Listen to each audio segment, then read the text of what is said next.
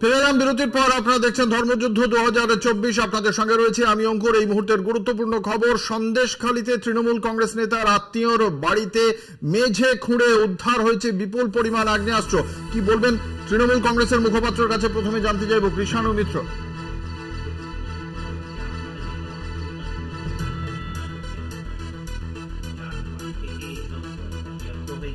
হয়েছে জানি না, তবে তার সাথে তৃণমূল কংগ্রেস দলীয়ভাবে দূর অবধি কোনো সম্পর্ক নেই।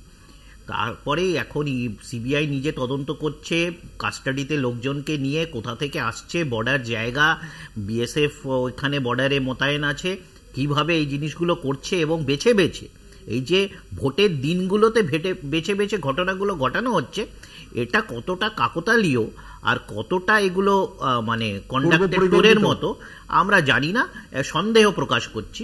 বাকি তদন্তের মতো চলবে। তৃণমূল কংগ্রেসের এর সাথে কোনো যোগাযোগ নেই। বিজেপি 2011 মমতা ব্যানার্জি ক্ষমতায় আসার পরে একটা কথার খুব প্রচলন হয়েছিল, কাজের সময় কাজী, কাজ ফুরালে কিষাণজি। সে কথাটা কিন্তু 2024-এ এসেও রেলিভেন্ট।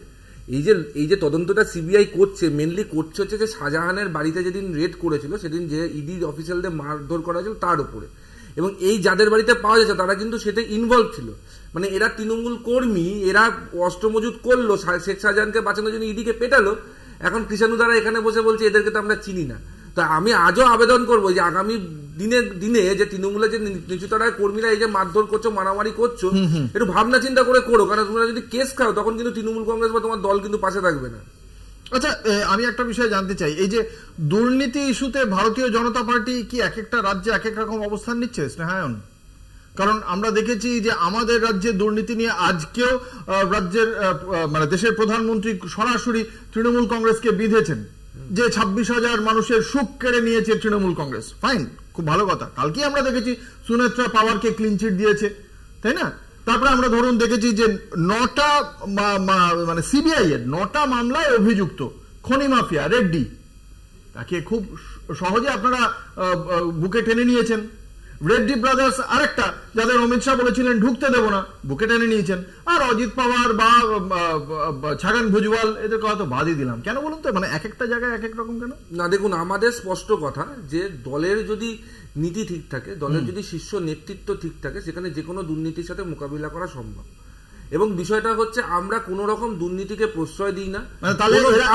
আমাকে কমপ্লিট করতে দিন। কোন ব্যক্তির বিরুদ্ধে যদি অভিযোগ থাকে সেই ব্যক্তি তদন্ত ফেস করবে এবং সেটা তার ইন্ডিভিজুয়াল রেসপন্সিবিলিটি, সে সেই তদন্ত থেকে বেরিয়ে আসবে।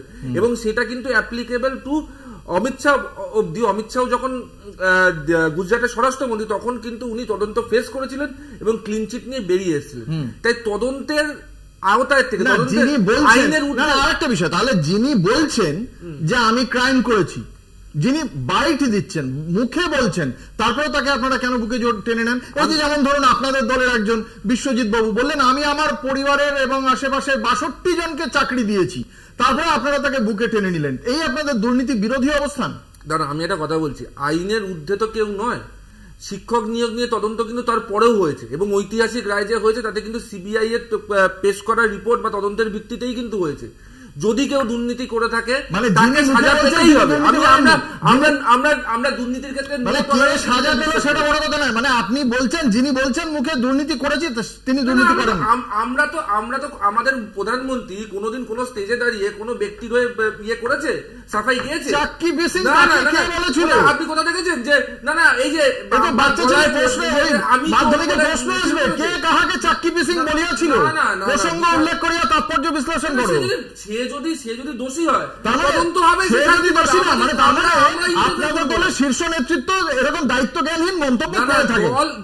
দলের থেকে কিভাবে দেখছেন এই ভারতীয় জনতা পার্টির দুর্নীতি সম্পর্কে অবস্থানকে? কথা বলে রাখি, কিছু তথ্য বিকৃত হলো।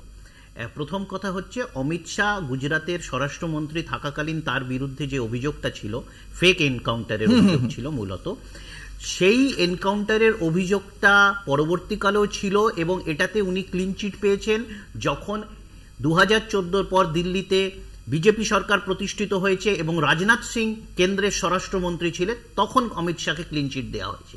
ঠিক তেমন ভাবে প্রধানমন্ত্রী যখন অজিত পাওয়ারের বিরুদ্ধে 70,000 কোটি টাকার দুর্নীতির অভিযোগ করেছিলেন, তার ঠিক 4 দিন পর 28 জুন অভিযোগ করেছিলেন, 2রা জুলাই অজিত পাওয়ার বিজেপির অ্যালায়েন্সে যোগ দেন, তাকে আপ্যায়ন করে অ্যালায়েন্সে নেওয়া হয়, তাকে অর্থমন্ত্রী এবং উপমুখ্যমন্ত্রী করা হয় এবং তার কিছুদিনের মধ্যে তার বিরুদ্ধে অভিযোগগুলো প্রত্যাহার হয় এবং কালকে যেটা আমরা দেখলাম তার স্ত্রী, তার বউয়ের বিরুদ্ধেও যে অভিযোগ ছিল দুর্নীতির সেটা প্রত্যাহার হয়ে গেল।